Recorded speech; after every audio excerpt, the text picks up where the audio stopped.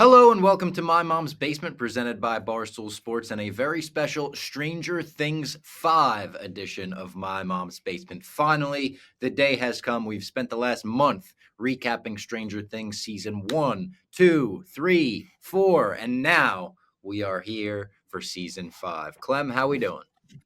Doing good, Bob. A lot of work there. A lot of work. Some people would say not really work, just kind of play to get to this point. But I actually, I'm kind of interested to see how we viewed the season because we've kind of kept the chatter on a low because we want to obviously get a lot of our thoughts fresh on the pod. But we also do have a different perspective than probably, I'd say, the majority of the people.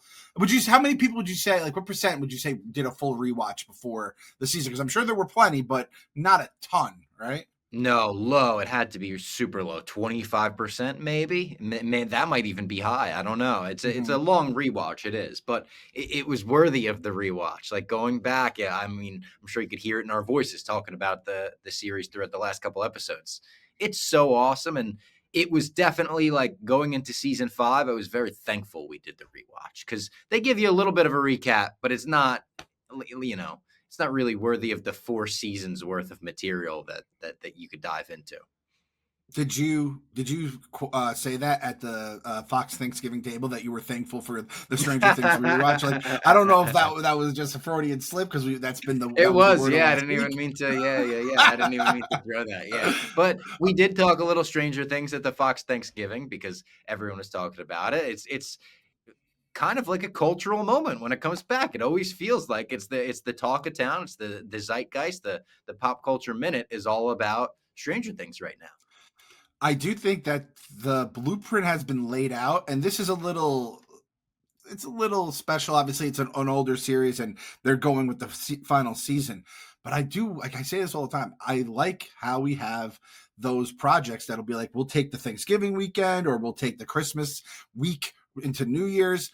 I think more big brands should take a shot at something like this because it's everything everyone talks about during the lead up and into the weekend, which I'm sure we'll get into your review of the other thing that has kind of taken Thanksgiving weekend kind of by the throat, right? The big movie that comes out every so often. Also, I just had to say this because you said with the thankful stuff at the Thanksgiving table, we have my wife has like a runner, like a tablecloth runner, and she puts the kids' handprints on them every year, and then they write what they're thankful for. You get to see how they grow. Apparently, AJ last year was thankful for 2 things in his life: his family, and George Washington. Oh, interesting. Who was brought up last episode, oddly enough, about how great George Washington was. So AJ was really, really happy that George Washington was in his life in one way or another last year. And we asked him this year, we go, AJ, what do you think? He goes, my family. And we're like, not George Washington. He's like, yeah, George Washington too. So George Washington still on the thankful list. Back AJ. to back.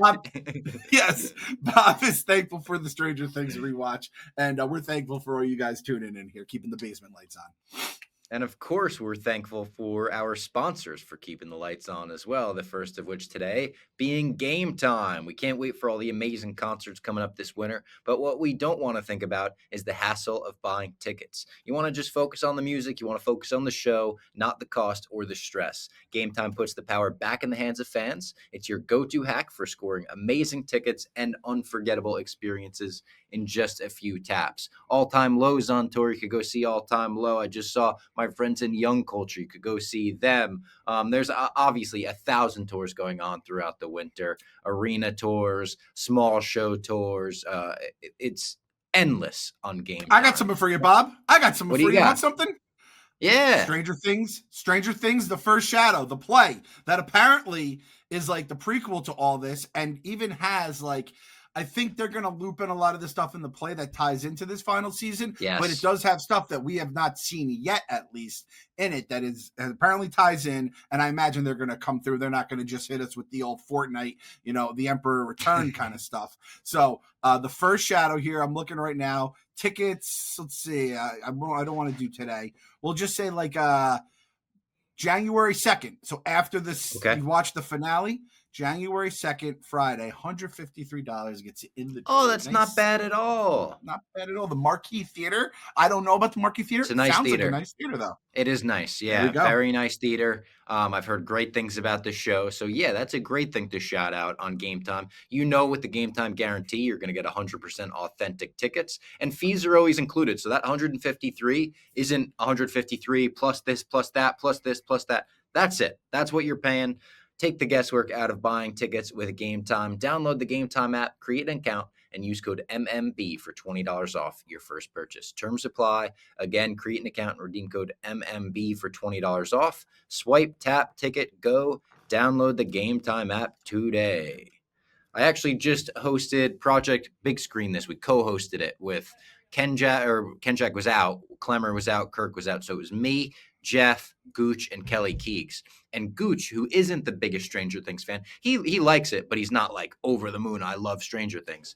He saw the play and was like, oh my God, it was awesome. They were doing things on stage that like I couldn't wrap my mind around. He also said it was the person who did the Harry Potter play developed this as well. He also, I don't know if he was fucking with me. Gooch said before the play starts, they do the Netflix da-dun. Really? That would be, I kind of like that. I kind of like that. It Really gets you funny. in the mode. It does. It really does. There's another one. Dun, dun, dun, dun, you hear that? That means another, content thing. It gets you in the right mindset. The hub? Did you just hit the hub, Phil? Might have hit the hub. There's certain things. The THX sounded like Chewbacca dying. There's a lot of things that you can associate with. Come on, that's the all time the 20th Century Fox fanfare. And we talked about a bunch of stuff on Project Big Screen, so check that out. Me and Clem were just talking before we started. Zootopia is apparently the biggest movie of all time. Beat Avengers Endgame, made $100 million in one day in China, and it's just like rolling. I think they're already up to like $500 million over a weekend. I am a parent with two kids that as soon as like a day off from school happens, which granted was Wednesday to Sunday here, they get the day off of Thanksgiving now. I don't remember getting that off. It was at most a half day. I'm just looking for ways to get my kids out of the house, stop the whole screens, and they're just going from one screen to another, or just my daughter's trying to cook stuff that is not how you're supposed to cook stuff. And I had no clue Zootopia was even out, let alone thought about taking them to that movie. And yet, apparently, we were the only 4 people on the planet not to go the opening weekend. Crazy. And I saw it to host the show. It's a good movie. I said, and I don't mean this with like real like hate for the movie at all. It feels like kind of a straight to VHS Disney sequel. And I liked the straight to VHS Disney sequels. I liked the Return of Jafar, Revenge of Jafar, whatever the Aladdin one was. I liked that growing up. But it's so interesting how they kind of just like take, no spoilers, not, the movie's about reptiles, right? And they kind of just use the first movie, everything we learned about predators, they say for reptiles. And it's the exact same movie. It's so strange. And it's not bad. Like I love the first movie, I would say. And I even liked this. It's like, still a detective story. It's still an interesting world that they kind of expand. There's some fun new characters. Ke-Huy Quan is a snake in it. There's a Danny Trejo lizard in it. So there's like fun additions, but it's just, I don't know. It's just like a lesser version of the original. But I don't know. Inside Out 2 was kind of the same thing. It came out of nowhere. And I was like, I didn't know Inside Out 2 was going to be the biggest movie of all time. This is the thing, too. You had 10 years to, like, if you're going to just make a sequel, give me something fresh at least. And if they're just copying, changing predators to reptiles and doing the same thing, like, that's just lazy. And I listen, for Zootopia, I'd say it's maybe a B tier, right? S tier, I have Moana, Toy Story, Lion King. I wouldn't put it on the A with, like, Aladdin. I think personally, I would. The first Zootopia. I love the first Zootopia, yeah. But I do think it's a strong B at that. But like to then just like kind of mail it in 10 years later almost to do that. But hey, this is what I'm going to say to these Zootopia diehards out there. I know you guys exist. Enjoy your time in the spotlight, that sun basking on you, because our James Cameron, our savior, is coming for that throne with Avatar 3, the Fire Avatar. And it's going to be a fucking cinematic and technological masterpiece unlike anything anyone's ever seen. Ready, We Bob? got into You that ready too for on that? Project Big Screen, so check that out. It was Robbie versus Robbie on James Cameron. What didn't he say something like he'll be done with avatars if this one flops or something? So that was, yeah, what we discussed on it was that quote. And I kind of said, they were like, are you rooting against it? And I was like, kind of, but not in terms of like, I hope he fails. I was like, I kind of just want him to do other things. I don't really care if someone else keeps making Avatar movies, although I know he would never give up the reins like that. But I was like, yeah, he's talking about making this Hiroshima movie. That sounds really cool. I want him to make shit like that. Bring back the, Titanic, True Lies, Terminator, Aliens. Like, James Cameron was doing a bunch of different shit. Let's not lock him down to Avatar for 30 straight years. It's crazy. Yeah, and you know what? Actually, in the end, the Avatar, the people unlike me who hate Avatar, I love Avatar. The haters are just going to be like, "Oh, you guys made a ton of money. So did fucking Zootopia too." Like, it doesn't mean Yeah, it's a yeah. good movie or And original they're or already anything like saying that. Zootopia 2 could like cut into this. They're like, yeah, like this is not good for Avatar. And did you know, by the way, fun fact for everybody, and I'm sure a lot of people know this by now, Zootopia is not called Zootopia overseas. It's called Zootropolis. Oh, very fun fact, Bob. You dropped a fun fact Yeah. on us today. Because I think Okay. they have like, I think Zootopia is like a place overseas or something like that. I think that might just be like their big zoo brand or something. I'm not really sure. Maybe it's a show. But yeah, it's a trademark already over there. So Zootropolis overseas. A real world theme park at Shanghai Disneyland. There I you don't know if go. it's based Or on the that might just movie, be the however. Zootopia. Yeah, that might be the Yeah. Zootopia Where theme is park. Utopia located? Northern California or Southern Oregon? That might just be real life what they're doing in the movie. I don't know, but I'm Yeah. trying to figure out a way to get us to Zootopia, Bob. I'm figuring maybe the boys take a little trip to the real life Zootopia, but I Yeah. don't see anything here. All right, let's get into Stranger Things. Overall thoughts before we go into our notes and the little things we wrote down for each episode. I was very satisfied with volume 1 of season 5. I thought, like everybody said, I felt like the general consensus was that episode 1 was maybe a little bit of, I wouldn't even call it a rocky start, but maybe a slow start because they got to reestablish everything. And maybe some things that we thought we were going to get from the ending of season 4 we didn't get, such as like the post-apocalyptic looking Hawkins. They put that, as they called it, like the metal band-aid, the strip over everything, covered it up. So you have to like almost recalibrate your mind to what you're expecting.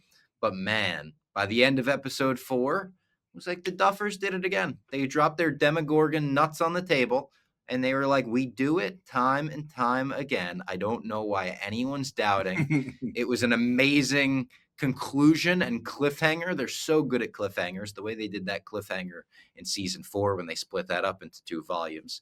So I was very, very satisfied. And I almost can't believe we have to wait almost a month for the next volume. I want it now. That's true.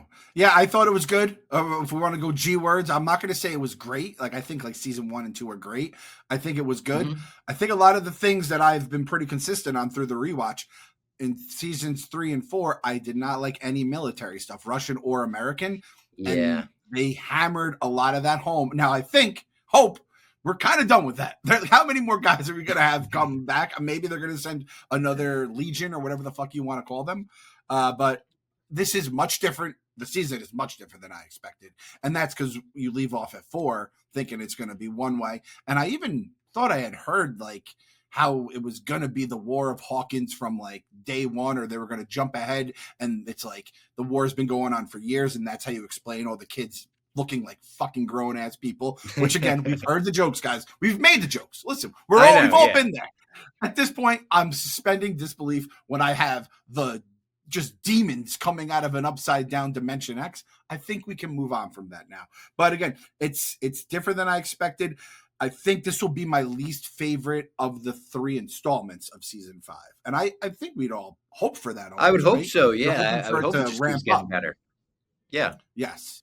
So that was my overall thoughts is like, not love, excited where we go from here.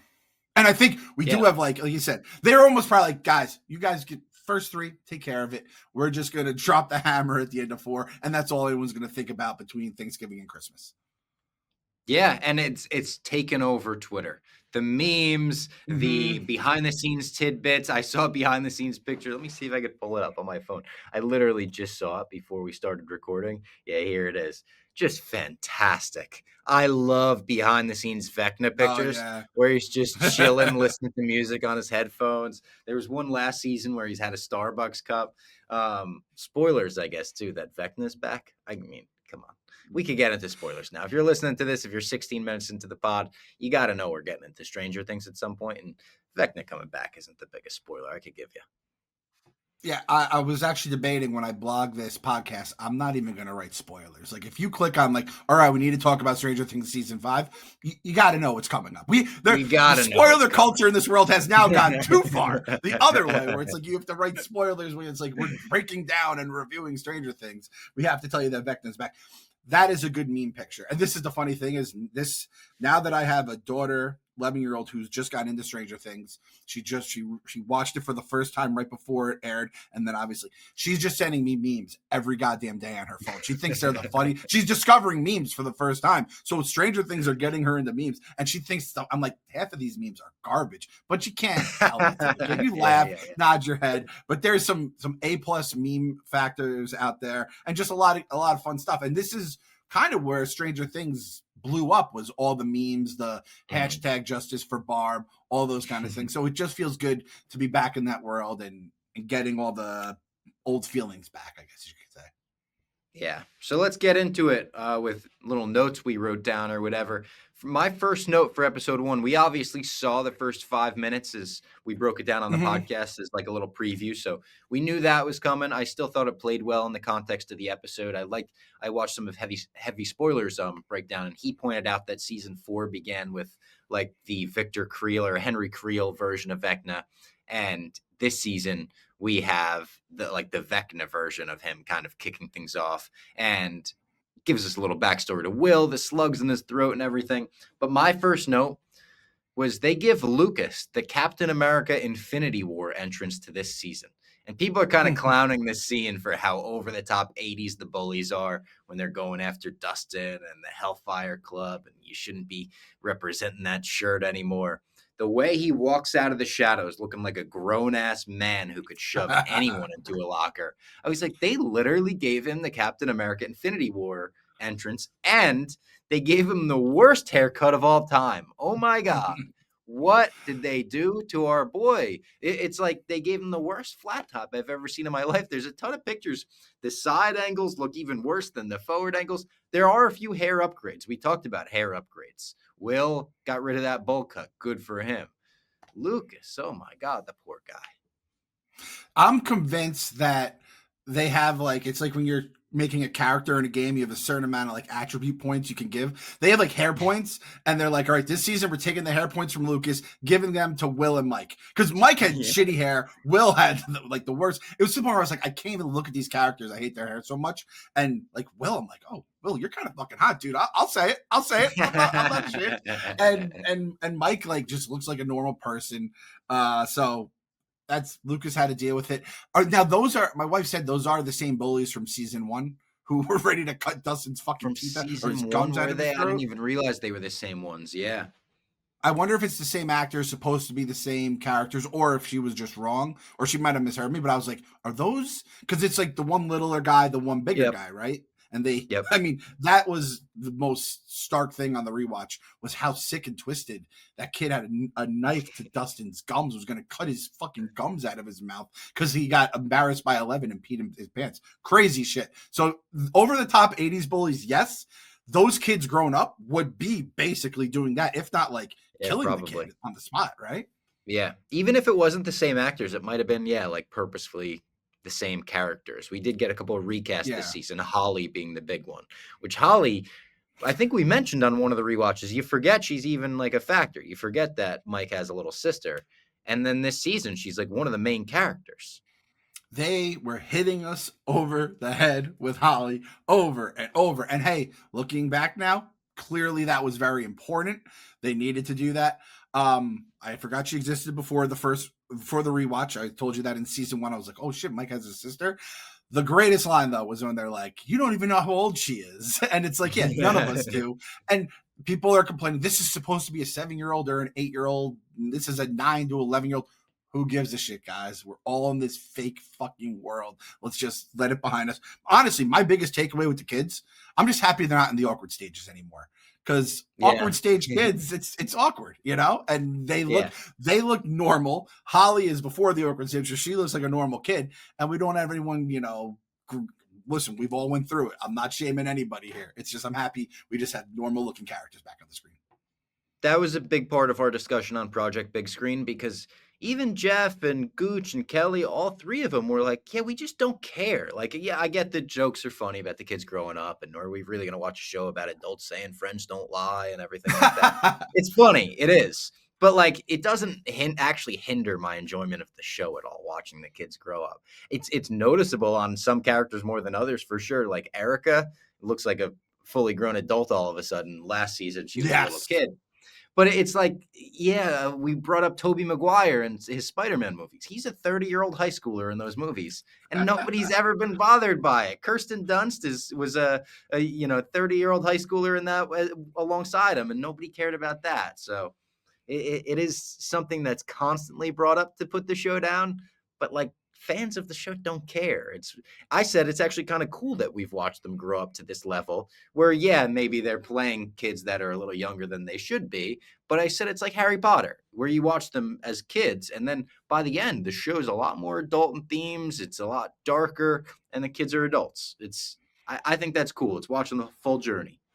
It would have been cool if they could have done all 5 seasons and the kids all stayed kiddish. But at the same point, like, it does seem a little ridiculous. It seems ridiculous that they're able to do the stuff they're doing, and they're old. They're clearly older. If they had done that when they were actually kids, it would be like, what the fuck's going on here? This has just reached a whole new level. Because even I feel like a lot of this stuff is grabbing the 80s movies and those genres where you had that stuff with the kids. They're going a little above and beyond even that stuff. So, again, I think we're all fine with it. My problem, and I don't know if I'm alone on this one, the fucking Wheelers. You're surprised there's monsters in a town full of monsters? And I know the Wheelers, yeah. I'll be honest, hand up. I was rooting for the Demogorgons against the Wheelers there. I was rooting for them. Not against Holly. That's wrong. It's just Mike, especially, who has seen this stuff firsthand.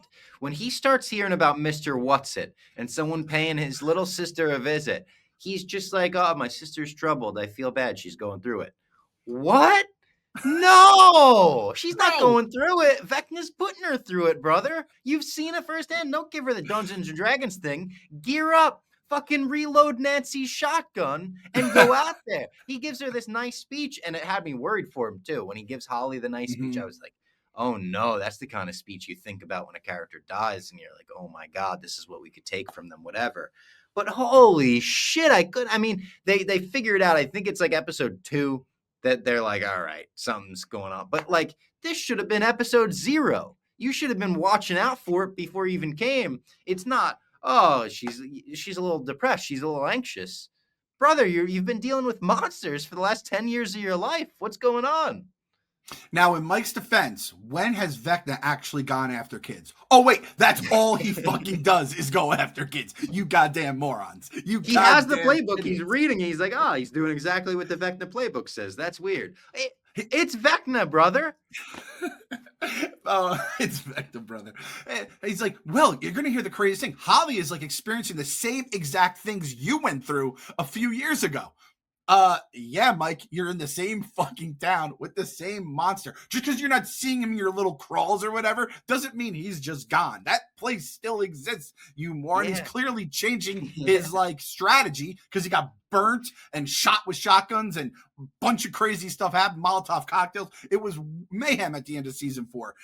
He clearly has pivoted and gone a new direction. And listen, I get probably every kid that lives in that town at some point has the goosies, as they say, right? What they call it, the goosies, right? Bumped up. Will's getting bumped up.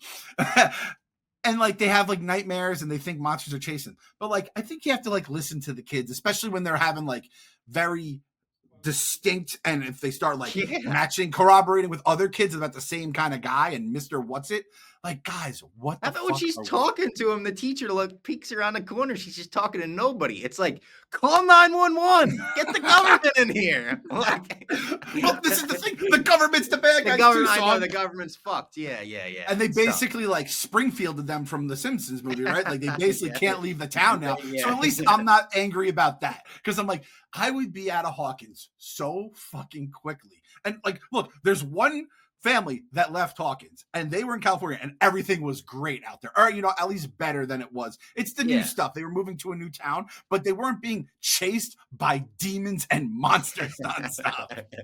Oh my God. And I almost think like I kind of get where Ted's coming from now because he just has a family of fucking morons. Yeah, Shout he's out like, Mrs. any Wheeler though. second I could get on the recliner, just like give me a second of peace and quiet, please.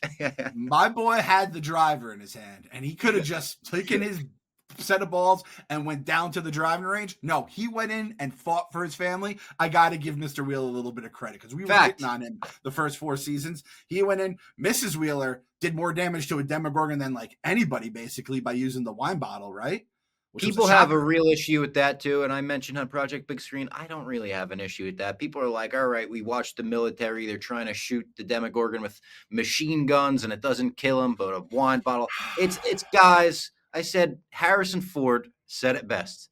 It ain't that kind of movie, kid. It's like when you're trying to power scale Demogorgons and it's like, all right, I can buy into a mother's fucking love and fury and, mama bear defending her cub is damaging that Demogorgon. I could suspend my disbelief to that level. I don't give a fuck about that. I don't care.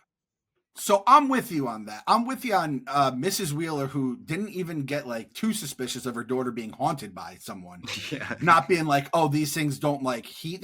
She might not even know it. I'd have to go back and rewatch again to see how much these people actually know. I will say the military is literally like, these things do not like heat. They like the cold. And they're like, how do we kill this thing?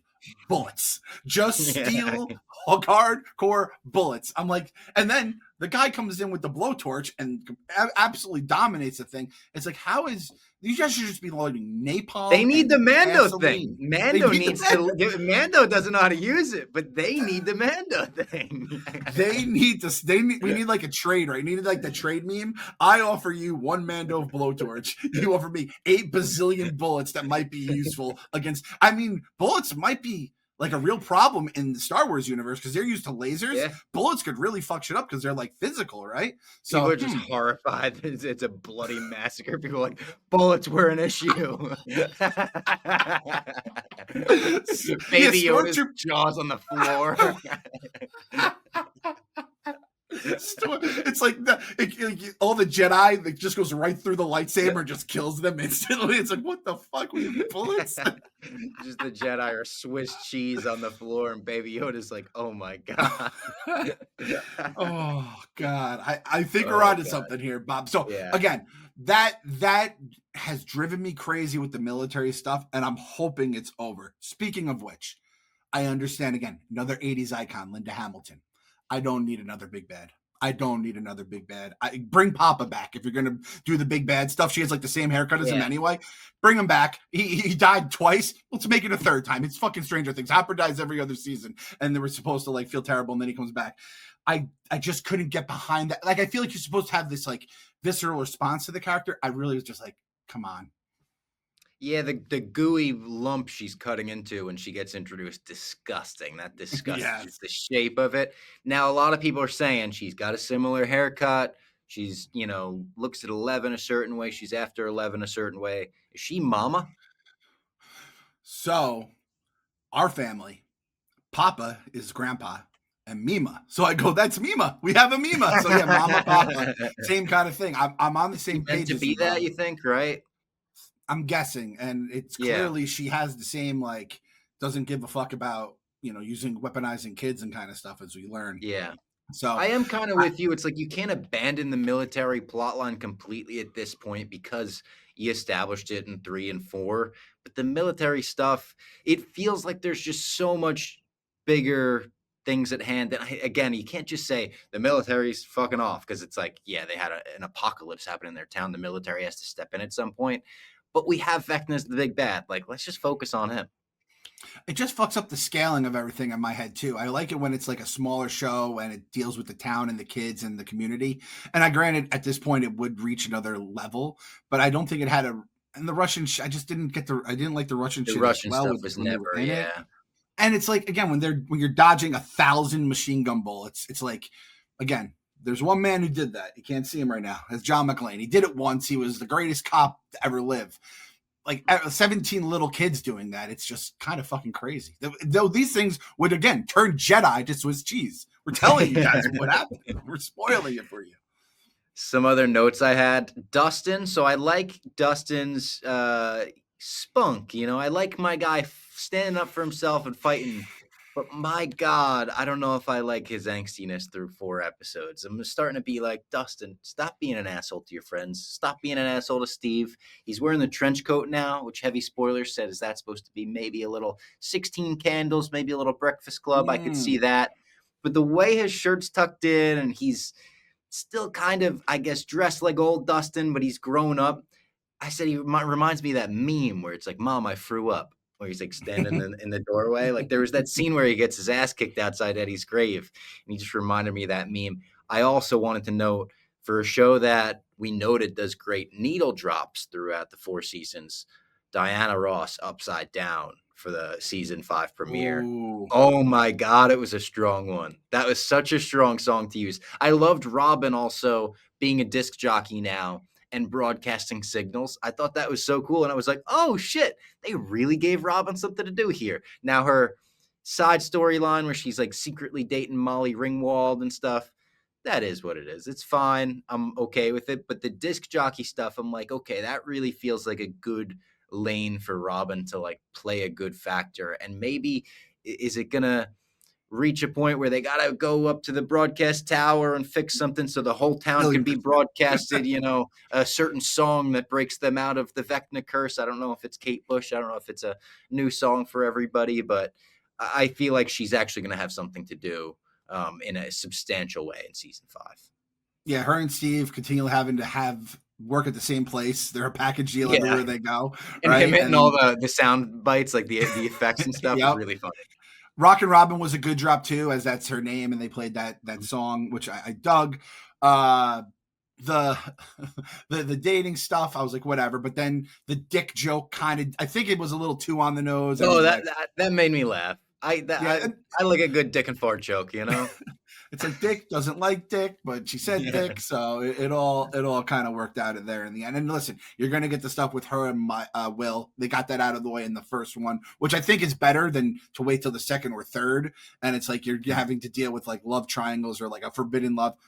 At some point, we're just gonna need to let the monsters cook, right? So let's get it done now. I was all cool with all that. I did love the radio stuff though. Like I thought that every season they do have like the mall and they have all these different things that are very 80s ish, and like granted radios are still around now, but it's not to the extent that it was then. So there's also did you notice like the decibel thing they had with the truck?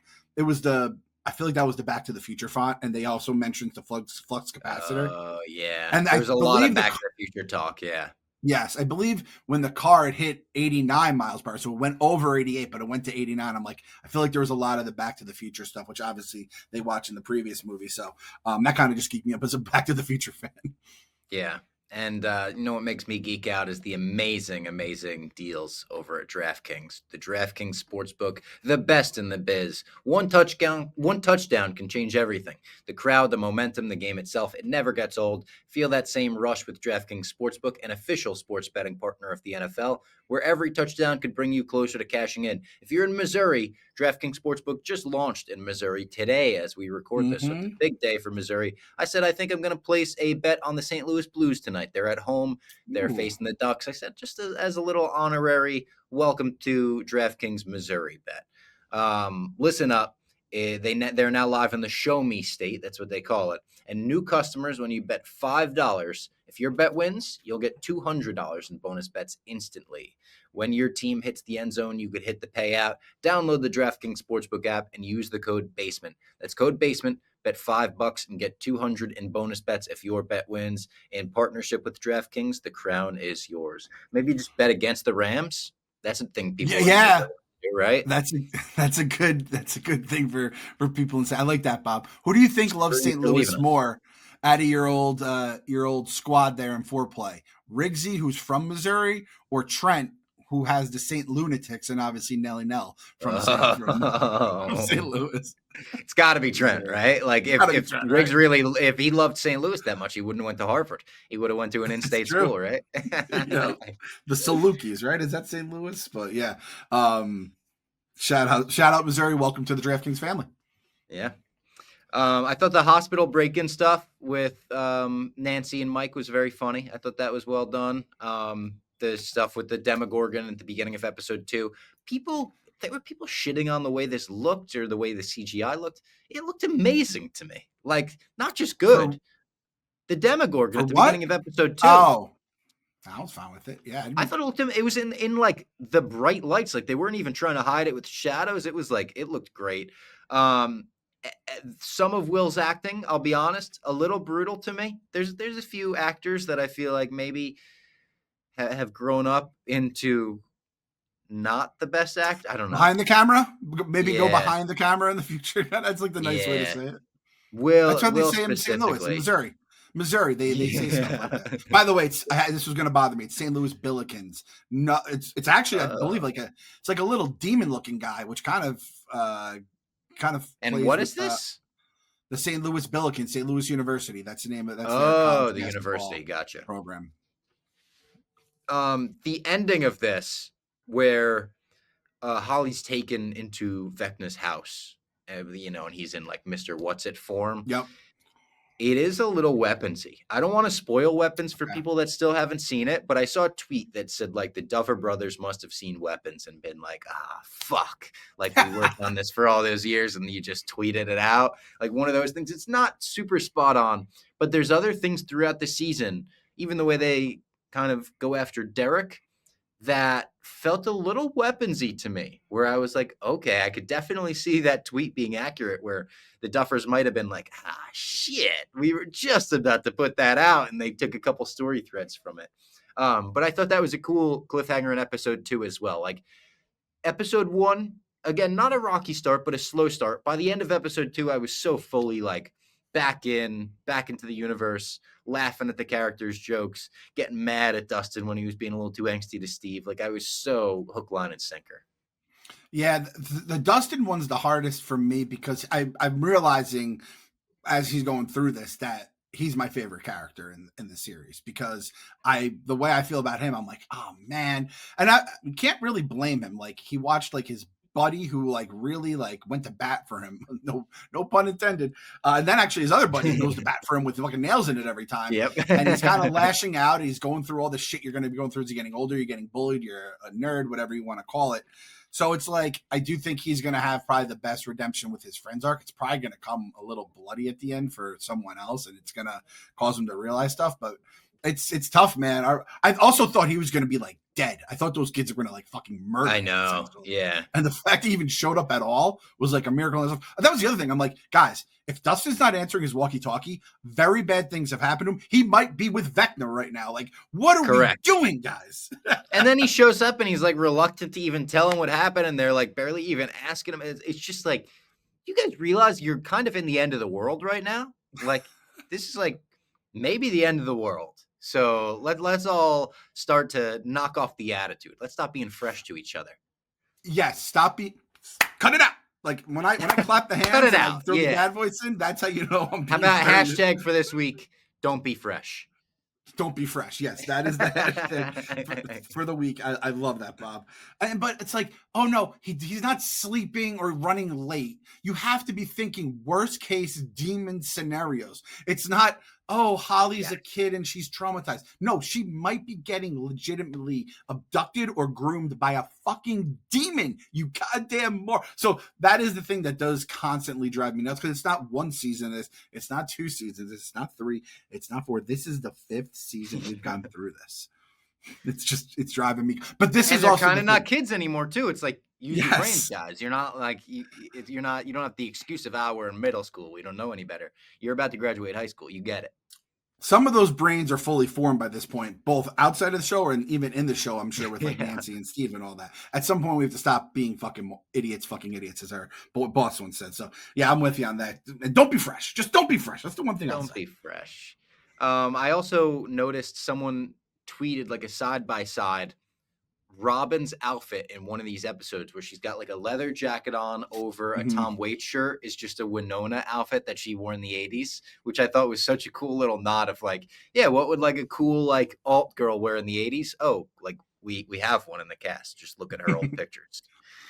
She was the big Hot. name from season one. Yes. And someone else noted you watch season 1 and I think we might have said this when we talked about it on the rewatch. It's crazy as she's kind of the main character of season 1. Yeah. Like you lose her throughout the series and it makes sense story-wise and like structure-wise why the kids would take over, but she really is like the main character. That's why I'm also a little bit worried about her in season 5. She also crushes in that early seasons, just how crazy and paranoid she is. And then the fact Worried, that yeah. all ends up checking out is kind of amazing in itself. I'm not crazy. I told you. The lights are talking to me. Yeah. Hop trying to get 11 to rise like the Undertaker in the Upside Down when she's fucking and then when she does rise, that felt like so much like a video game level to me, where it's like destroy the satellite on top, fight them off, and 11 will rise and help you out, and then like you get a co-op player to join. Um, I thought maybe the funniest moment in any of the episodes for me was after Robin says she could get some benzos, just the crazy eyes, like worried look that Winona gives. She's just like, what? Like she's horrified at that statement that these kids that she has, watched grow up are now saying we could get benzos. And I thought the Holly montage in Vecna's house when, she's home alone felt very home alone. They literally have her Yes. watching black and white movies, eating ice cream. Yep. Is that Mr. Sandman when she's doing that, or is that a different part where they have the Mr. Sandman It montage? might be. It might have been Mr. Sandman there. But Yeah. I think we're all on the same. And listen, I just did my Home Alone rewatch last night, and it was the same exact pangs. All they're missing were the crunchy gators, which is an '80s. Yeah, get your shirt right now. Cyber Monday. If we gonna have this up by Cyber Monday? Yeah, it's going to be up today. Okay. You guys have a very limited time, 20% off the Barstool store. Look at that goddamn sweater Bob has. That is going to crush at every Christmas party you have. Kevin McAllister did it himself. And Yeah, don't tell anybody, but it actually says Kevin McAllister. I don't know how we got away with that. Don't tell anybody. I think you put the N backwards, so it's Oh, yeah. That's why it's very a cool limited battle fan time. hoodie, though. Yeah, I said it's cooler than like Kevin McAllister with his hands on his face. It's a little more subtle. It's like if you know, you know, but it's not like a niche thing. As soon as you see it, you should know. Yes, exactly. And then once they see them come McAllister, go and then everyone's gonna love it. I told you I bought a poster of that for a diehard Home Alone fan years ago before we had the shirt in the store and it's on sale. And the shirt is a much better way to parade your love around. Speaking of battle plans, look at that transition. I love the battle plan they had at Derek's house. I loved it. I thought that was old school Stranger Things. Now, granted, it's kind of like what they do at Joyce's house, except it's on a much bigger scale.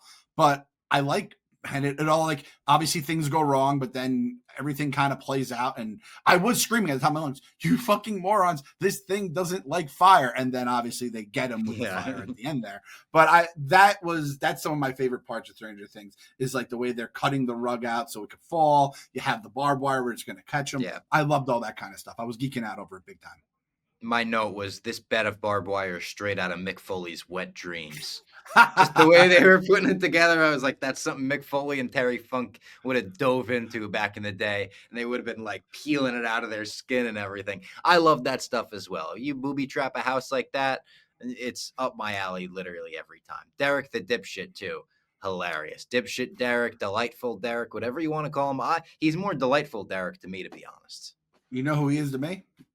He's Derek Cartman. He's Cartman. He's literally 80s Cartman. He's Derek Cartman. It's crazy. What is he? Suck a fat one? That's just going to like and everything. It's fucking banana land. Suck a fat one.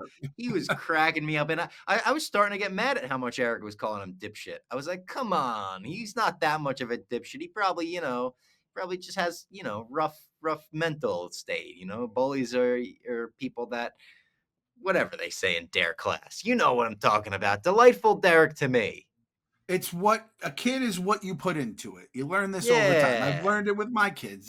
I'm not that I've ever yelled at them and called them dipshits, but it's like when you, instead of like always just lecturing them or parenting them or punishing them, you got to like just find other ways. You build them up. It's another 80s, I wouldn't say classic. The first one was a classic, but Ghostbusters 2. That slime, you yell at it, it starts bubbling, it's angry. But you start playing some Your Love Lifting Me High. You can make the Statue of Liberty walk down Broadway, baby. It's a beautiful thing to watch. By the way, I hope we don't get C&D. I mean, I was going to say that was pretty close. Yeah, they might have picked that up as the legit recording. Yeah. Erica made me laugh a lot in this episode too, episode 3, with the drugging of the family, and then the one's not eating the pie, and she hits it. I told you to eat your damn pie. Boom, stab in the neck. Anytime you see a kid hit that stab in the neck, and I think it was a callback to earlier in the series we had, was it Max stabbed someone in the neck to incapacitate him with a needle. Billy, yes. So it was like a cool callback to that, and it just made me laugh. Anytime you see a little girl stab someone in the neck, you're like, oh, fuck. I wish she was actually younger for that, because it would have seemed even funnier, right? Yeah. I think this is a take, and I think I'm right on this. I think I Told You to Eat Your Damn Pie is currently the leader in the clubhouse for going to be the most quoted quote of this volume. And as of now, could be up there. Dipshit Derek, I have seen a lot of Dipshit Derek memes, but I think you might be right. It's the most, like, it reminded me of me. My sister watched a Hallmark movie when I was pretty little. I might have talked about this in the past because we talk about it all the time, me and my sister. It was this horrible, horrible Hallmark or Lifetime movie about like a killer personal trainer who had 100% success rate because if her clients would slip, she would kill them. So it was like, only the success stories lived and blah, blah, blah. And there was a scene where her client was like eating key lime pie, and she like popped up out of nowhere in the restaurant, was like, I told you, no key lime pie, and like went after her. And it was like the worst acting I've ever seen. Me and my sister still quote it. So that's what this quote reminded me of. Like, I told you, eat your damn pie. Stab. I like that. I wonder if anyone else, I wonder if there's any person listening to this podcast that has seen that Hallmark Lifetime movie. It was probably 15 years ago. No, tell me no, title, God, no. No? I have no idea. This was 15 years ago at least.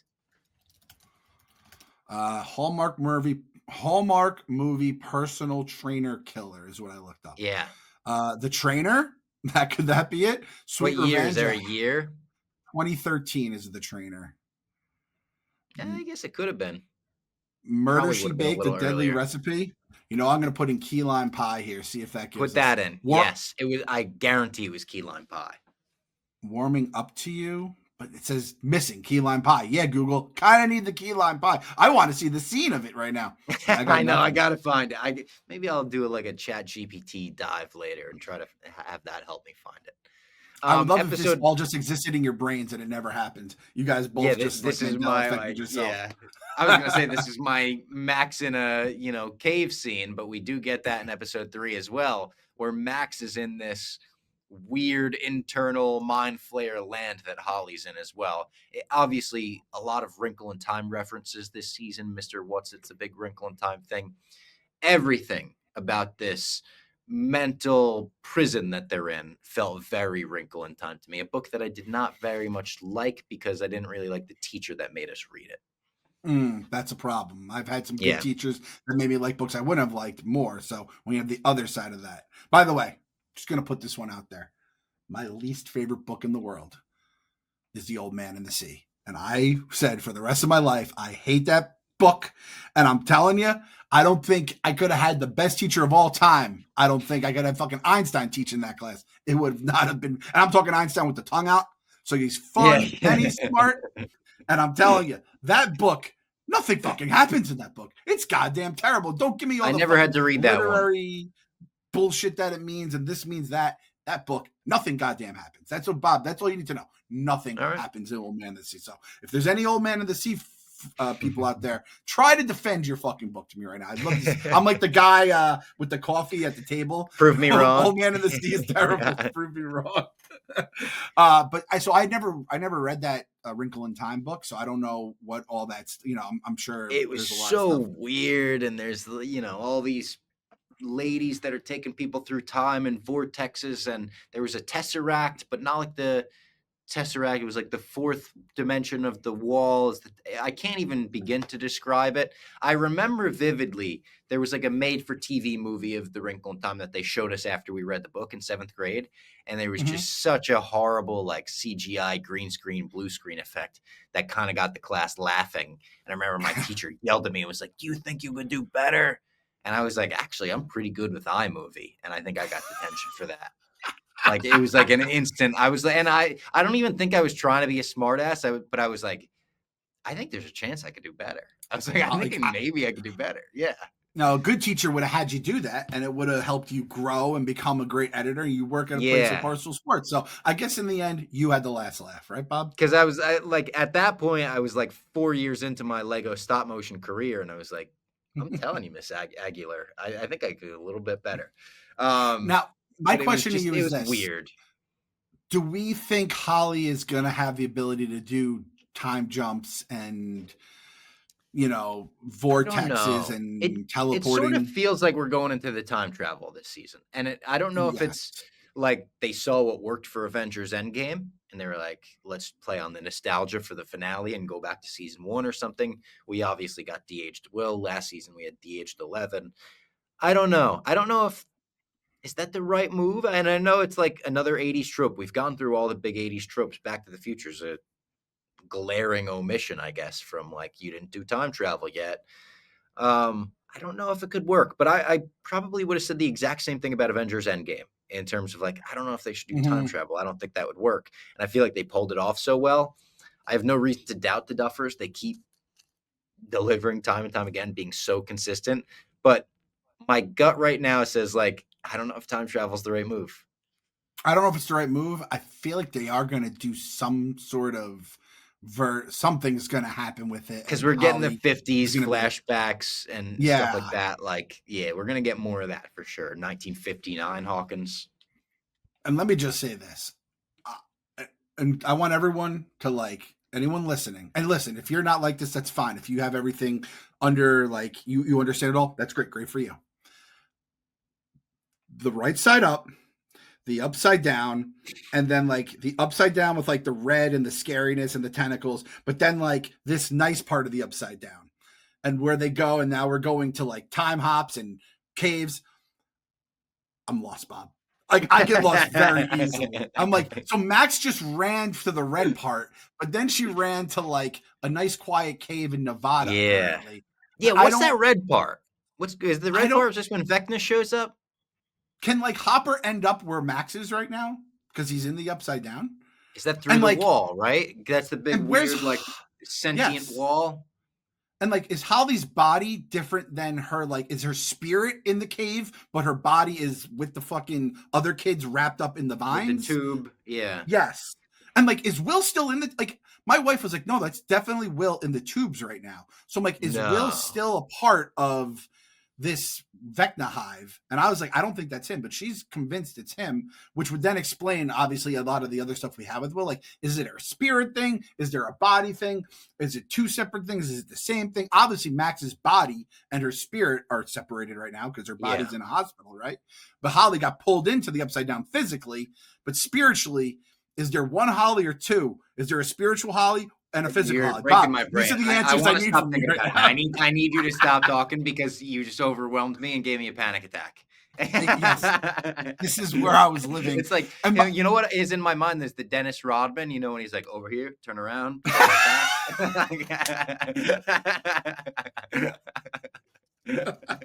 Okay, so just me explaining that confused you, so I apologize. But listen, to anyone else out there that's in the same, like, I don't really understand it, but I'm just going to go with it, I am with you. So there's at least me. I'm like your Max, where I'm like, we're in this together. I don't know if anyone else is, but at least I might just be myself. I might be Will in season 1, just scared in this I little feel like cold I'm place. Vecna just floating. I'm just like floating. I don't know what's going on. I'm getting struck Just by having fun. lightning. Like, yeah. Bob's just waiting for the next 80s song that comes out. It's like, yes, that fucking Yeah. rocks. Yeah. Give me some more Kiss. Give me that non-makeup Kiss era. Yeah. Perfect. Let's tell everyone about Aura Frames. This is an amazing holiday gift. If you're a last minute shopper like me, you know the feeling. Shelves are empty and ideas are running low. But Aura Frames is the solution with a gift that feels personal. Aura Frame is awesome. We talked about I got one for my mom maybe this year. I got to get one for my sister, my brother. That'd be nice. Some pictures of us on stage with Pup Punks, some pictures of me, my sister, and my nieces, my goddaughters. This is an amazing, amazing gift for anybody, though. You preload photos on it before it ships. You could keep adding them from anytime, anywhere. The gift box is included, so every frame comes packaged in a premium gift box with no price tag. You don't have to worry about ripping it off or doing a little Sharpie, so you don't want people to know how much you're spending on them. But I promise you, with Aura frames, you're not going to be spending too much. You're not going to be breaking the bank, because for a limited time, you could save on the perfect gift by visiting auraframes.com, AURAFrames.com, to get $35 off their best-selling Carver matte frames named #1 by Wirecutter by using promo code MOMSBASEMENT at checkout. That's auraframes.com, promo code MOMSBASEMENT. Again, AURAFrames.com, promo code MOMSBASEMENT. Hell, you could load up a bunch of pictures of the Stranger Things casts. If you want a Stranger Things frame that's just cycling through cool pictures from the show, you could do that. Jeff D. Lowe should get an Aura frame with just his favorite shots in movie history. That would look nice on the shelf Ooh. as well. It's like you're going outside the box with the Aura frames. I would do that, honestly. That's a good idea.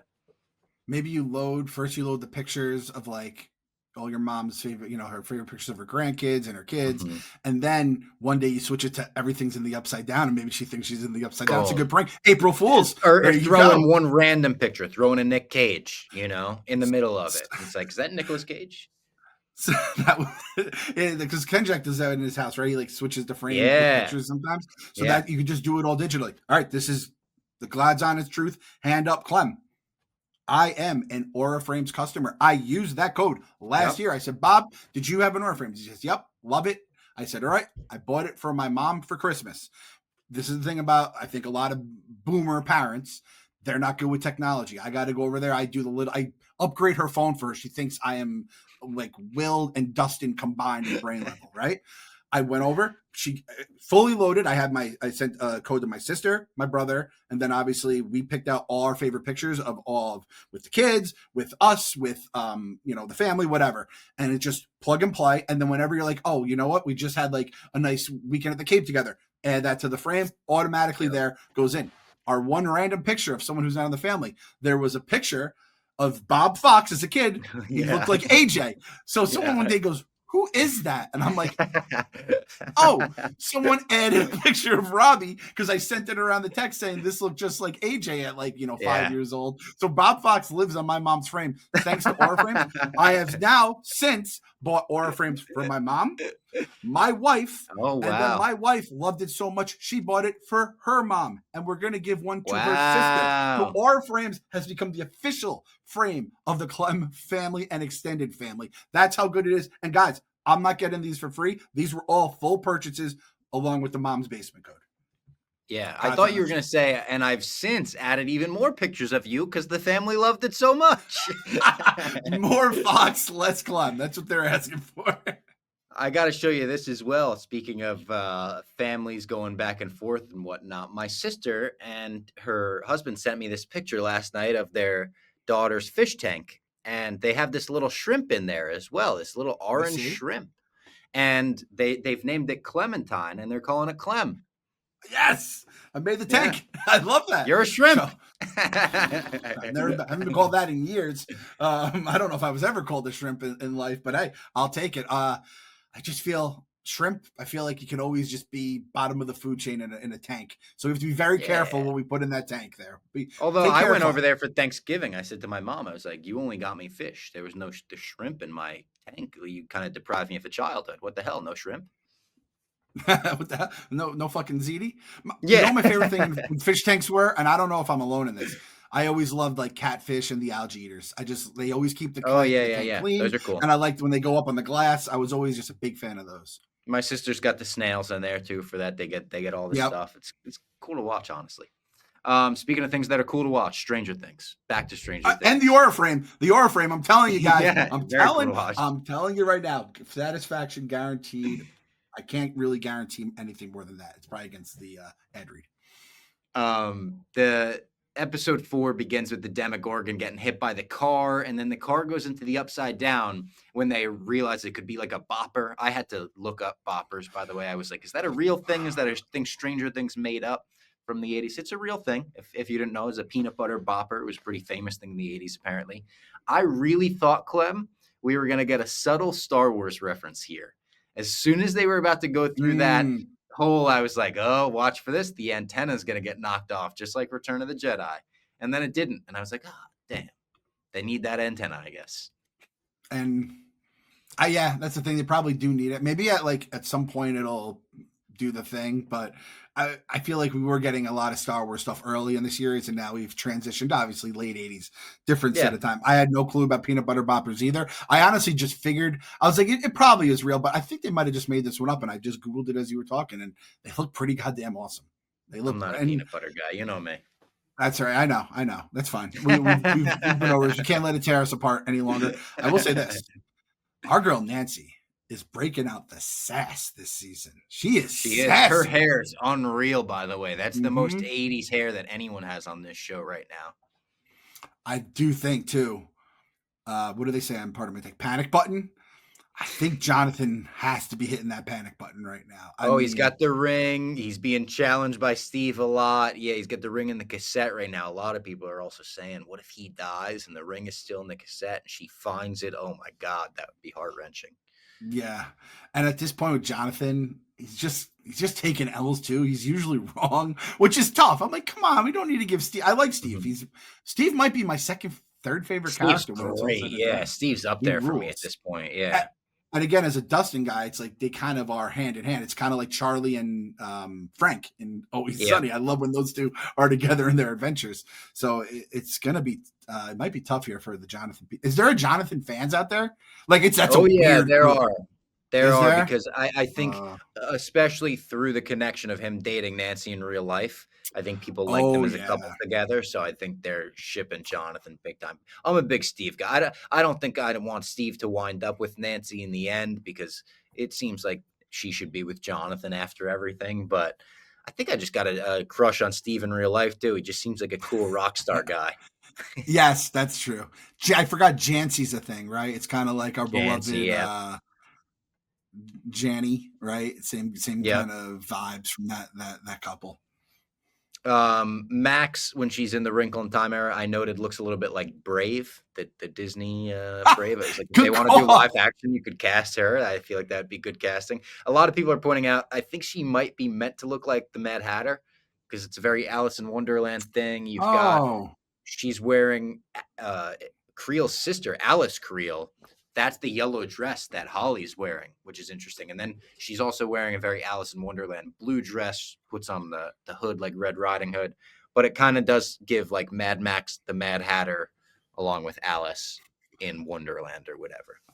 I mean, as soon as Holly left that house, I think we're all like, this is a fairy tale right now. We're watching a fairy tale play out, which I think obviously was on purpose. When did you think Max wrote the letter? Did you figure it out, or did not until the reveal? You're like, oh shit.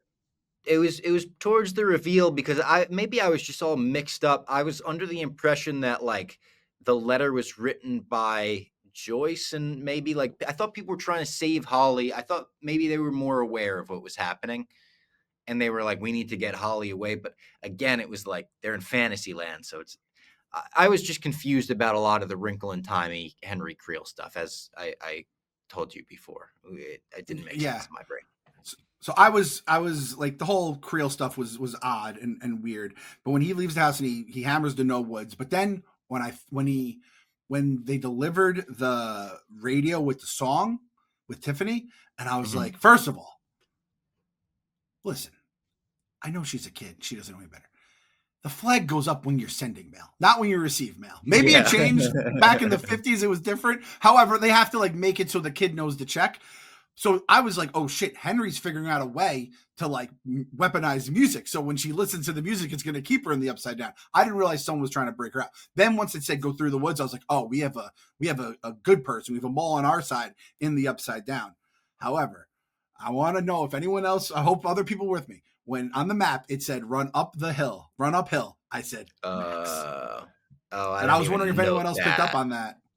That should have been obvious. Yeah. Running up that hill. Yeah. Oh, yeah. This brain, I'm telling you, it doesn't know where it is when it's in the upside down because there's Clem the brain. Different things going on. Clem the brain. But somehow I picked apart and I go, oh, I think we have Max. And sure as shit, that was a great reveal. I have to say, that was a great reveal. It was a great reveal and a cool way to include her where, like, when she eventually rejoins the group, it's going to feel like her entrance to this season, but you still get to utilize Sadie Sink as a great actress and a part of the show. Yes.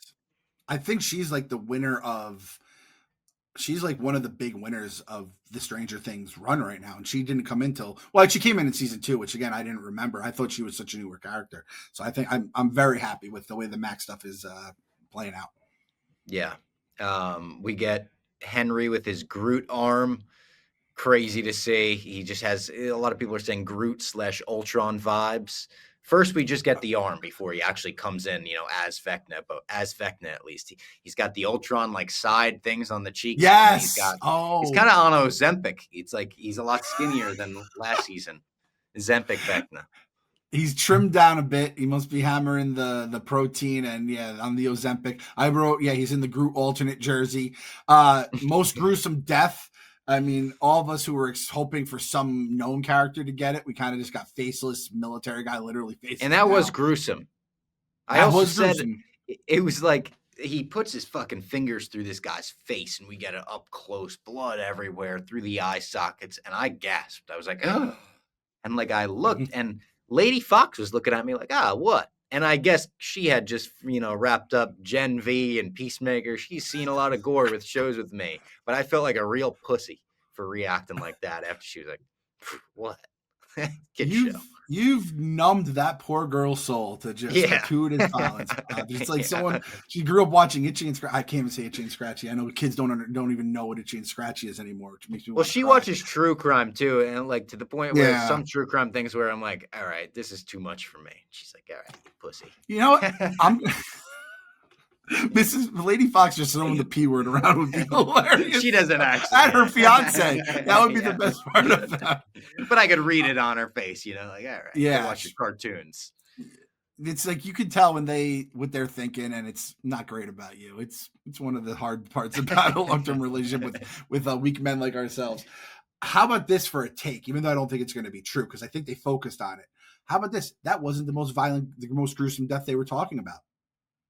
Oh, I was thinking that. Dude, I was thinking that. I was like, that probably was the most gruesome death we've seen in Stranger Things, but does it get more gruesome? I don't think it does, but I'm going to say yes, it's going to. Is Mr. Wheeler's alive, right? Because we have, they would have made a bigger point of that, right? But it looked like that could have killed him. Yes, I thought they were both cooked, and I'm like, doing in my head, I'm like, I drafted Mr. Wheeler. Like when he came out, I was like, catch it in, baby. I was rooting against that motherfucker to give me my points. So yeah, I don't think, because they're saying they're holding on, blah, blah, blah. He's probably coming back for more. The poor bastards. They're probably going to get attacked again by actually Vecna this time. I have a question for you. What was your thoughts on the cave? On what? Because I have a thought, the cave. Why is he scared of the cave? I think we're going to find out. And I think someone alluded to it's in the play. It might be in the play. Yeah, I saw that. Someone said, that it was in the play, and you know why he's freaking out in the cave. I don't know. I don't know how dark they're going to get. I'm like, was he touched in a cave like that? Are they getting that dark with it? I don't know. Are they, because we did say, is Vecna going to get his redemption story, or at least hey, he is like Derek in terms of he was just ruined by fucked up people. And honestly, this would be twisted. The Cub Scout. I'm like, did something happen to him on a Cub Scout trip? And he was with then you're scout leader. I'm like, I don't want Stranger Things to go down that path. That's a little too real for Well, me, there's right? also, I guess, a conflict in plot of the play and the show. Apparently, the play alludes to the fact that the Mind Flayer is the big bad, although the show has told us the Mind Flayer is an extension of Vecna, and Vecna created the Yeah. Mind Flayer. The play, I think, gives a different idea of that, where it's like the Mind Flayer. No, Vecna is part of the Mind Flayer. If they're going to go through the redemption arc, you almost have to revert back to what the play is saying, right? Have Vecna be the one to take down the Mind Flayer, or it's like he created it, but it got so out of hand that now he has to.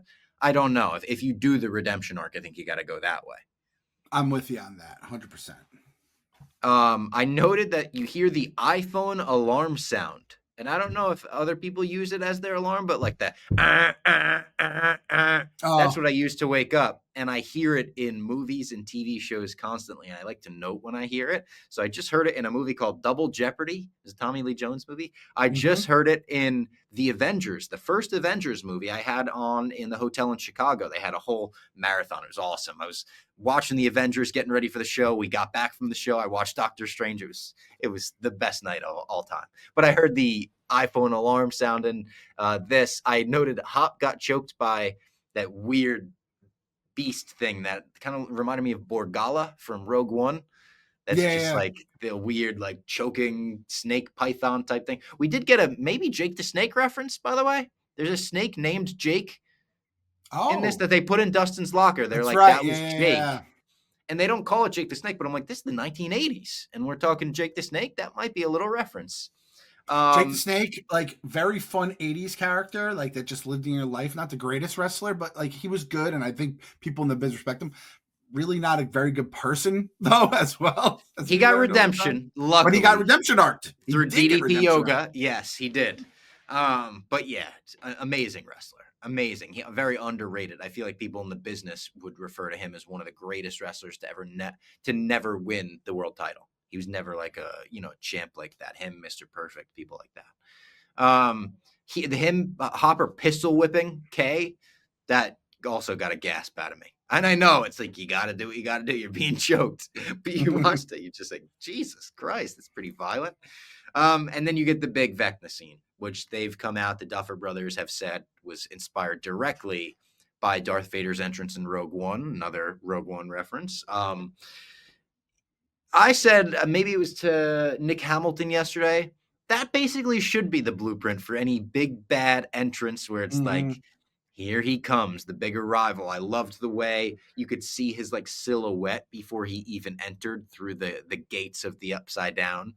He comes, he drops an all-time promo, and he leaves. He was there to fucking aura farm. He killed that one guy with his fingers. Eddie did point out in our group chat a fair, I think, critique of the plot armor where it's like he kills that guy and then tosses Joyce to the side. And it's like, I'm not going to kill you. I'll just toss you this way. It's very, all right, we get you got to keep the main characters alive, but it almost feels like Vecna knows that we're watching this show. And he's like, all right, I'll keep your favorites alive.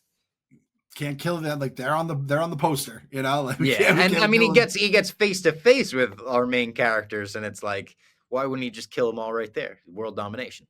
He just World wants to torture him. domination. I guess he's fucked up. Which I think we'll get into the theory that I was texting you about as well, Mm-hmm. which I don't know if that has anything to do with it. Perfectly said about the Vader stuff. He's almost like when you're in an arcade game and it's the boss for the level, and when he walks in, no one you can't because he's like it's the part where you can't even hurt him. Yeah, It's not even where he's vulnerable to attacks, and that's basically what it was that entire time. Gonna aura farm, gonna talk some shit, gonna kill a couple of faceless people, and then be on my way back. Which again, I'm like, why did he fucking leave? Speaking of Vader, it was like in Obi-Wan. I'm like, why the fuck did Vader just yeah, leave him there? Like, yeah. Where's he did he going have to back go to? to the Holly? bathroom? Yeah, Yeah, he's going back to Holly. Maybe he can't stay at it. Like, he has to figure out the Upside Down too. He doesn't understand it like I did, so we just went back to it. I did not understand what was going on, but I'm not going to criticize it because I know people get very upset. But that was my second to last thing. Why did Vecna just leave? yeah. And then he leaves, and it was a bad move because right after he leaves, Will fucking powers up, and he missed that. So I don't even know if he knows that Will tapped into the hive mind. But finally, we get to see Will the Wise do something. It was a long. It's like if in the Hangover 5 they were like, this one's about Doug, and we're like, all right, we're getting Doug. Will the Wise, obviously he's been in it a bit more than Doug, but he finally gets to do something, and it's so sick when he finally does. It's so well done with the flashbacks and Robin's narration. It was such a good use of that speech and that narration from Robin, and seeing it happen all over, not just right in front of him, but the one that was coming after Lucas in the tunnels and the one that was coming after Mike, and they all freeze. And just seeing them frozen, seeing him with the fucking crazy eyes. People have pointed out as well, I think when 11 uses powers, her hands facing down. When 1 uses powers, hands facing up. And Will's hand was also facing up, summoning the power of 1. So awesome. I mean, earlier on, you also get to see 8. 8 is brought back, and that's a big shock. We learned that there was this powerful being behind a door. We didn't know who it was the whole time. Will tapping into the power of 1 and 8 being brought back has me really leaning into the dice theory that you blogged about before season 5, where someone said because they took a 20, they rolled a 20 to defeat Vecna in the first episode of season 4. They theorized it would be 11 plus 8 plus somehow 1. And Will tapping into the power of 1. I'm like, is that the key? Is that Jar Jar Binks, the key to everything? It's going to be Will, 8, and 11 in the end, teaming up, trio, 6-man tag to defeat Vecna. I think there's a chance. It's going to have to be, because their only other option is bullets. So they better be using magic powers. And why else do you bring 8 back other than to be like, hey, that wasn't for nothing? Like, we had something planned. And the Duffer Brothers, by the way, they keep saying everything's been planned all along. It's very clear to me that they're just like perfectly retconning things. I don't think in season 1 they planned season 5. Season 1, they were talking about the show being an anthology show. Every season would focus on a different time period and characters.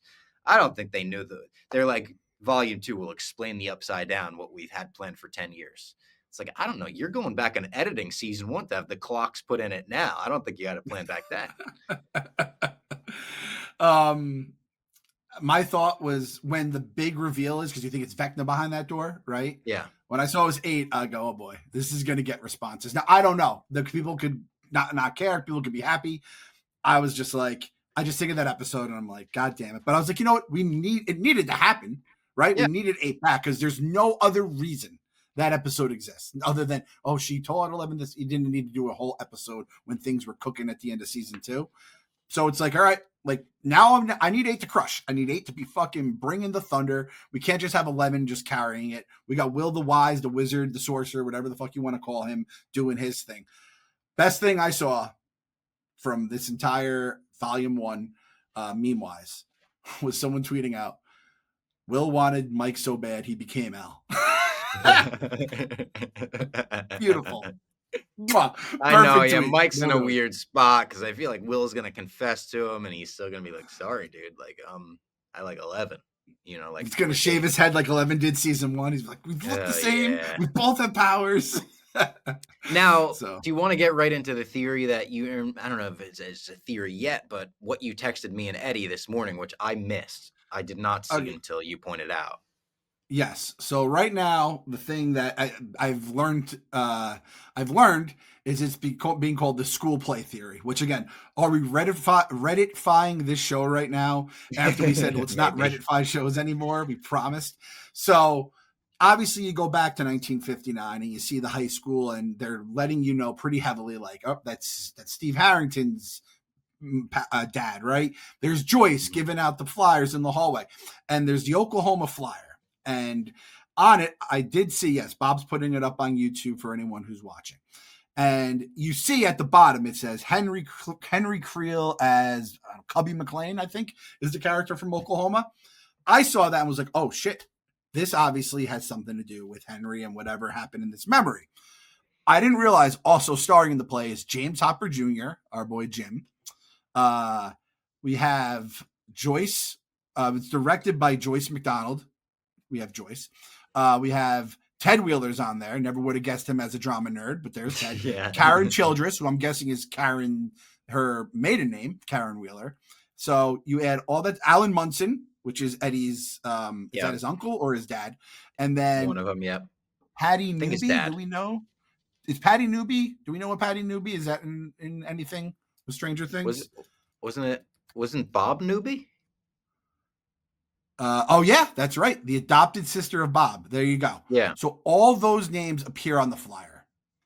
You can't now. Something went down. Yeah. Is that what the play's about though? Is that what the Broadway show's about? Because I know they're Directed. all in the Broadway show. They're all in the Broadway show. It's Friday, November 6th, one night only.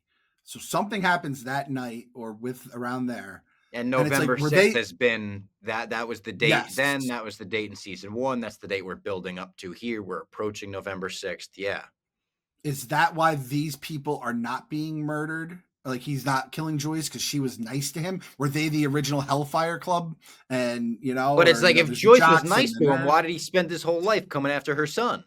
But maybe she needed the son, and maybe he knows Joyce. It was this is the question. Now, my wife also was like, I just texted her before, and she goes, "Oh yeah, I saw that.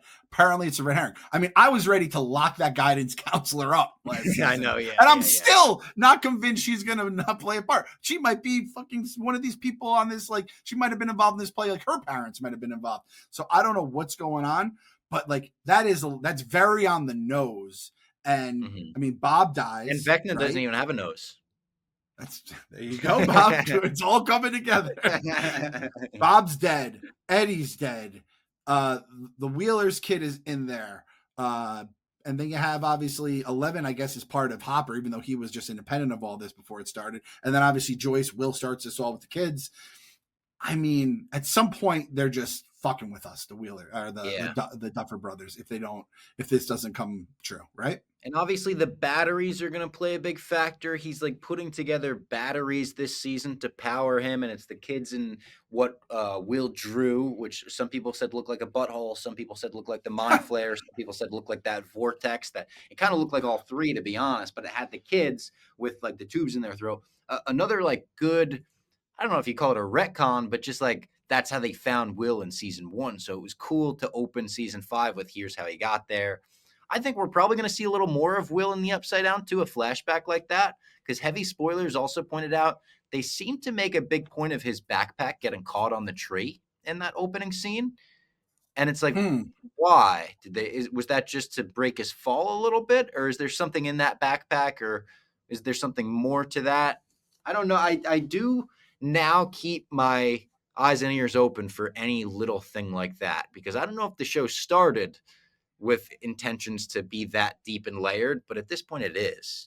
That they're including that stuff. They're including the guidance counselor red herrings. They're including little deep cuts in the Oklahoma playbill. Like they know we're looking for this stuff. They want us to look for this stuff. So now every little thing I'm keeping an extra little eye open for. I mean, sus list. I mean, I'll throw everyone on this sus list. I'll throw Joyce on the fucking sus list. Yeah, there's so many people you could throw on this. I'm not going to throw Joyce in this. Although her plan, I guess, just sucked. They had to break the news to her. Mom, your plan fucking sucked. And it's the ultimate, like, I see both sides here when she's being, she's like babying Will and being overprotective of him because he was abducted by fucking demons. And meanwhile, it's like he's also a kid growing up and it's smart and figured out his own plan. She's the opposite of the Wheelers, who are like, Ollie's just, she's just a little cuckoo right now. The car screeching when she catches him with Robin when they're like by themselves. Really and there's funny. A slight delay too. And then that was great. I really appreciated that. I wanted your take on something. I should have probably mentioned this at the top, but I didn't think of it. What were your thoughts of the Thanksgiving release schedule? You know what? It was like we went back and forth when they announced it. We were kind of like, "Are you kidding me? We got so much shit going on in the holidays, and they're going to announce it like that." And then I feel like flip back where we were like, "No, that's actually good. Like you're going to have time." But when they dropped it Wednesday night, I was kind of like, "Oh fuck." Like I went and saw Wake Up Dead Man, the new Knives Out that night, watched one episode that night, couldn't really watch during Thanksgiving, obviously, till we got home that night. And then I finished on Friday. So I almost would have preferred if it was like a Thanksgiving night drop, but it I wasn't pissed off. So now that we've lived through this, if you're going to release 4 episodes that are about an hour a pop, and it's at 8 o'clock Eastern, you release it, I think it's too much. I think you can do 2 episodes on Yeah. Wednesday, or you got to release it like earlier in the day so people, they get home from work early, they have a half day. And Stranger Things, I understand this has always been like it was the big one drop that everyone would watch, and it kind of sucks that like, we're like talking to each other. It's like, hey, did you see? Oh, I'm up with I episode 2. know, Well, you I don't just know. Me and Eddie are Eddie's like, "I gotta yeah. confirm before I ask anything that you've finished it." It's a weird, you have to, like, break the ice before you talk about it.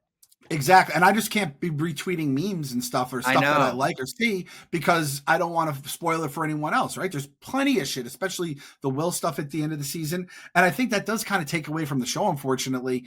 And, we did 2 Wednesday night, and I think we did 2 Thursday night. And in that day, I basically had to like avoid my mentions in case either Yeah. there's an asshole out there or someone who's just like, I sometimes get it. And listen, I love all the listeners when they're like tweeting at us, but it's like sometimes people are like, Clem, I can't believe blah, blah, blah just happened. I'm like, dude, Yeah. I couldn't You're like, watch it at, haven't watched it yet, midnight, yeah. especially when they had Yeah, the we 3 feel a.m. bad because 'cause they're just releases. excited. It's like people that wanna talk about it with us, but because of the release schedule, they make that a weird thing. I And the think Duffers didn't honestly, want that. The Duffers wanted it to be weekly for the final season. Netflix said no, apparently. yeah, that's a bummer. So I would have said Thursday night. Either you do a couple on Wednesday night Yeah. because I think most people watch 2 on Wednesday night when they could. But I don't just think I think 4 is asking a lot when it starts at 8 o'clock. That you're Mhm. going early, then you have whatever you're either cooking, you're traveling, you're doing whatever on Thanksgiving. Even if you're doing nothing, it's just a lot to ask. So I think either Wednesday night, a Thursday night release, or even a Friday release, and then you have the whole weekend to watch. There's plenty, like if you're a football fan, or there's a lot of other stuff, but I just don't know if 4 on Wednesday night was the move for an hour. Yeah. If they were half hour or shorter episodes, Yeah. One of for them's an hour me, and a half. but I mean, I don't know a ton of people. I haven't talked to a ton of people about it, but I know me, you, Eddie, my wife. We were all like, I just can't do it all on Wednesday, and I basically have to like avoid everything on Thursday. Yeah. And I don't want to say it ruined it by any means, but it just like, and it makes it tough. And like even now, when are we the spoilers culture we're in? When can I retweet a meme I like? Can I? I'm Can I even thinking do that it? too. I've seen so many memes that it's like it feels like it's fair game now. But I think if you or me did it, we would have certainly a lot of followers that are like, "Oh, I'm still trying to finish this up." A week Rightfully is so, a too. week. Yeah, it's Like, tough. yeah, I don't know. Yeah, I think a week. Maybe we have to, I guess you could do the whole sensitive content thing and then you could tweet out stuff, but like that's just not the same. It doesn't hit I the don't. same. Yeah, I don't even know how to do that, to be honest. I haven't even tried that before. Bob just tweets out sensitive content, doesn't care. He doesn't block anything from anyone. Just lets it I fly. did. I did just mention I saw Wake Up Dead Man, the new Knives Out. Oh my god, I loved this movie. Instantly one of my favorites of the year. I love these movies just by their nature, like the Ryan Johnson written whodunit, where it's full of comedy and full of really funny like pop culture references, but also clever plot twists and little things that you didn't think of. It's like the exact kind of movie that I like. So I feel like I'm always grading these on a curve, but I thought this one was so much better than Glass Onion, and I liked Glass Onion, but it's so much closer to the original Knives Out. I've seen some people that like it even more. The first Knives Out for me is like already an all timer for me, so it's hard for me to compare this one to it. But it does have my favorite Knives Out protagonist. Like Benoit Blanc is the protagonist in all three, but the first one has Ana de Armas, Glass Onion has Janelle Monáe, this one has Josh O'Connor. He gives one of the best performances of the year. So likable, so funny, so like heartfelt. Clemmer even said Clemmer, I don't think liked the movie nearly as much as me, but thought it was one of the best performances of the year and was like, yeah, him as a priest, like, and I completely agree with this. Like, weirdly helps you understand religion a little more. As someone that's not religious, it was just like he's such a likable guy. He's not played as like a dimwit at all. Like it's just like, oh, it's just about like kindness and like comfortability and safety. And it's an awesome movie. When it comes to Netflix on December 16th, I believe, could not recommend it more as like a sit down with the family, laugh your asses off, be shocked at a couple whodunit twists, and yeah, enjoy. It's really, really good. That made me so happy because I love the first one. The second one I liked. First one I might at like ball scale 4.25. I mean, It's I it's think up there for me, yeah. I saw it in the theater. I might have seen it twice in the theater. I think I saw it with my brother, and then I told my wife, like, hey, I think you'd really like this. So I really liked it a lot. And the second one was all right. It was like, I like that it's now a series, and I like that they Yeah. usually come out right around now. So that got me stoked. I've heard some people say it's the best of the Knives Out, which again, Yeah. it's going to be hard to top one in my mind, but I haven't heard a lot of like, oh, this is garbage. I think everyone likes it more than the second one, which again, if I like the Yeah. second one, that's my floor.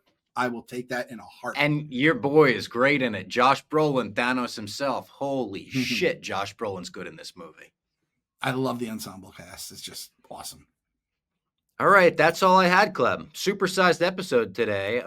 Stranger Things edition, an hour and a half. And did you have? I got a more question notes? for you, Bob. Yeah, so should we do an MVP LVP because for volume one, or should we just wait till the end of the season? I think wait. I think it's too early. Should we do like a? If it was on DraftKings, who's your favorite right now? Who are your favorites for MVP? Like, I think now, Will has a might be chance the to really favorite, right? cash in. I I know. think Will is Drake May right now, where you're like, oh man, like he has something here. This is where I was looking for him his rookie season, and he kind of like Drake May really never had a bad, he just didn't start and whatever. He had a bad team around him. He's just But wishing Mike was gay for May. gay for May, yeah, that kind of works as well too. Will feels like the favorite right now. 11, is going to come in clutch. Like, she had her quick Undertaker moment, but she's going to have something bigger than that. I hope Hopper doesn't fucking kill himself with that suicide bomb. When he took off the vest, he's like, he's got a bomb? What? Yeah, it's like, careful, it's a bomb. Die Hard with a Vengeance. Actually, we didn't touch on this. The Harper sacrifice was very meh. I think you said it was meh. Yeah, it was meh.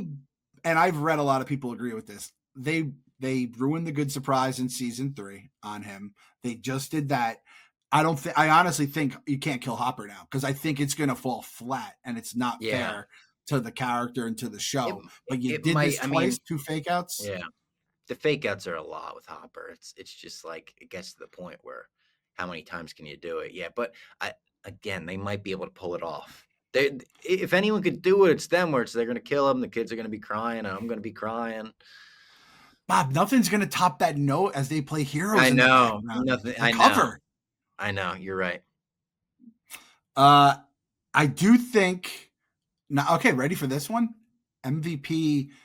I mean, clearly you're going to be like, oh, Vecna, Henry. I like Henry. Like, I don't like Henry. No. But I think it's a good character. Like, the actor crushes. When he's like in the cave, like crying, he's got the blood on his face, he's shaking. Yeah, it's crazy. So LVP, I'm gonna go with the military. Just like faceless, I just don't like it. Military, Mama. Those motherfuckers. Yeah, Mama is definitely on the LVP train as well. Those motherfuckers shooting that nice guy, the guy that they like, stuck up and were like, hey, how do we get in here? And then they just lit that dude up. Didn't even feel bad about it. Just blew him away.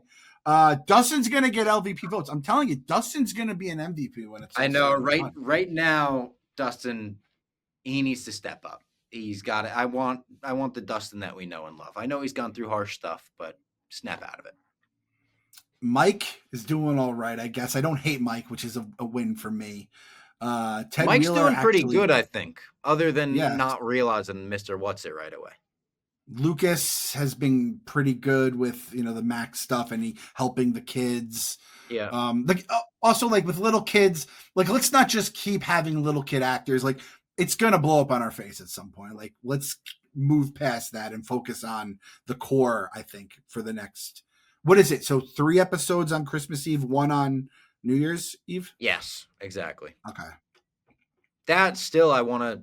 If I'm able to, I want to see that in theaters. I would love to see the finale in theaters. I think that'd be awesome. So I think there's really 2 ways you go about it. Because I was talking to a family friend of ours who he's a diehard, and he's like, I'm going to throw a party. We're going to do the whole thing where you have like the foods, like I remember we took Blue Rock candy, smashed it up, and we did like Breaking Bad. It was like, it looks like the meth and whatever. Or Game of Thrones, we used to do same kind of things, Milk of the Poppy shakes and whatever.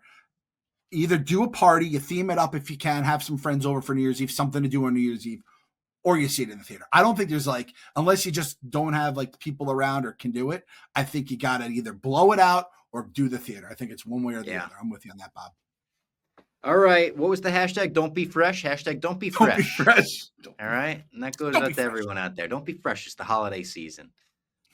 Thank you for listening. Hopefully you enjoyed the supersized episode for Stranger Things 5. And we'll be back next week to talk nerd news and a bunch of other stuff. We'll see you then.